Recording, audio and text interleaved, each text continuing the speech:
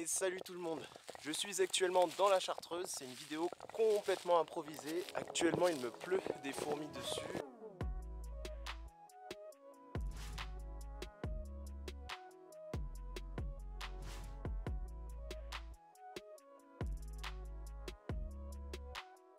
Et je voulais absolument vous montrer ça, c'est vraiment un truc de malade.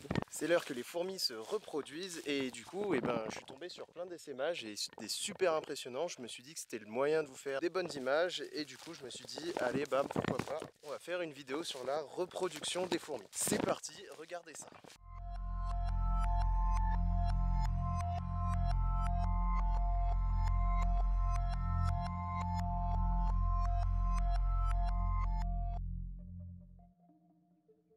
Comme je viens de vous le dire, on est en pleine période de reproduction chez les fourmis. On parle d'essaimage. Et ça, c'est vraiment cool.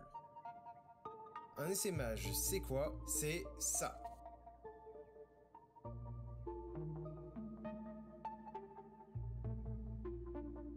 C'est ce qui fait qu'il y a des fourmis volantes qui tombent du ciel au moment où je vous filme ces images. Ces fourmis volantes sont les futures reines qui vont fonder de nouvelles colonies.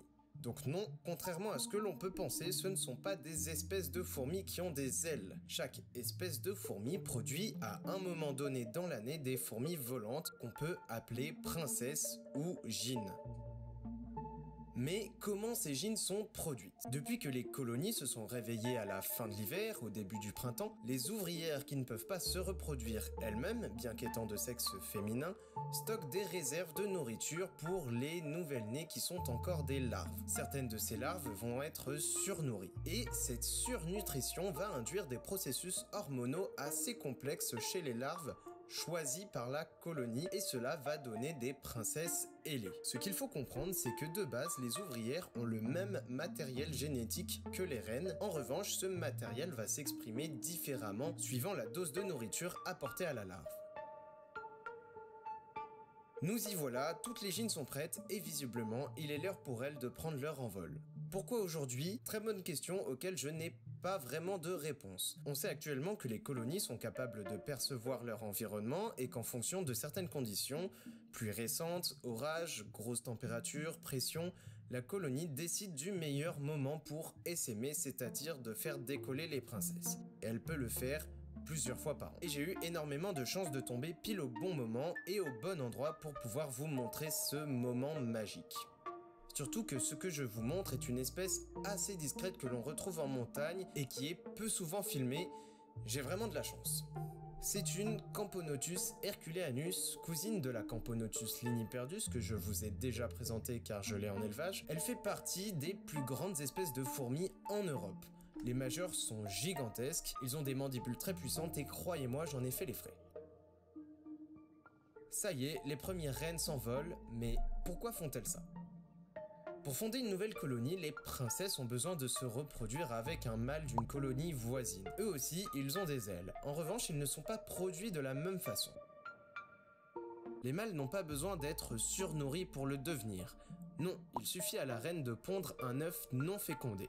Cet œuf, qui a donc seulement la moitié du matériel génétique d'une fourmi normale, une ouvrière classique, va se développer quand même et donner un petit prince avec des ailes. Oui, la reine a ce genre de pouvoir. Elle stocke le sperme qu'elle a acquis lors de son propre essaimage et elle peut choisir si elle veut féconder ses œufs avec ce dernier ou non. Et dans ce cas-là, elle fait un mâle. Alors comment elle sait qu'il faut faire des œufs non fécondés à une certaine période et pas à d'autres?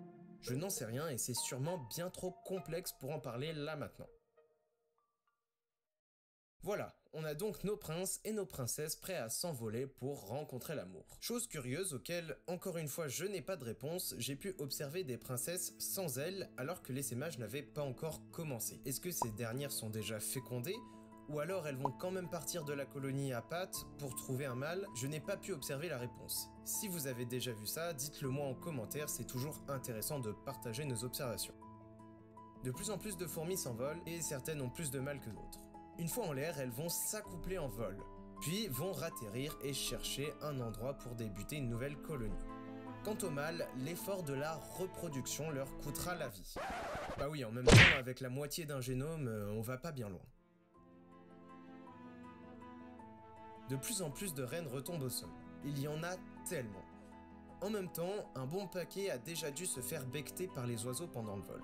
Celles qui ont réussi à atterrir ont de grandes chances de se faire prédater par des lézards ou encore d'autres fourmis, ou bien de traverser la mauvaise route. Bref, les chances de survie d'une gine sont très faibles, et sur le millier de gines qui s'est envolé, il y en a peut-être moins de 10, et encore je suis gentil, qui réussiront à construire une vraie colonie. D'autres espèces ont visiblement essaimé récemment. Cette Formica rufa, je pense, cherche sûrement sa colonie mère, où elle pourra, avec l'aide d'ouvrières, partir un peu plus loin pour fonder une colonie fille. Oui, cette espèce s'aide d'ouvrières de colonies déjà existantes pour fonder une autre colonie. Souhaitons-lui bonne chance, beaucoup de ses sœurs en ont déjà eu moins. Même si les reines réussissent à trouver un coin tranquille pour fonder leur colonie, il faut encore survivre au premier hiver, esquiver les inondations et autres potentielles destructions d'habitats comme la coupe du bois dans lequel elles logent. Bref, ce n'est pas gagné. Il est l'heure pour moi de rentrer, j'espère que j'aurai bientôt l'occasion de revoir ce spectacle grandiose. J'espère aussi que ces images vous ont plu, j'ai vraiment trop kiffé vous filmer ça. On se retrouve très bientôt pour la prochaine, j'ai encore plein de trucs à vous raconter. Donc abonnez-vous pour rien louper, likez si ça vous a plu, je vous dis à très bientôt, merci du visionnage, ciao!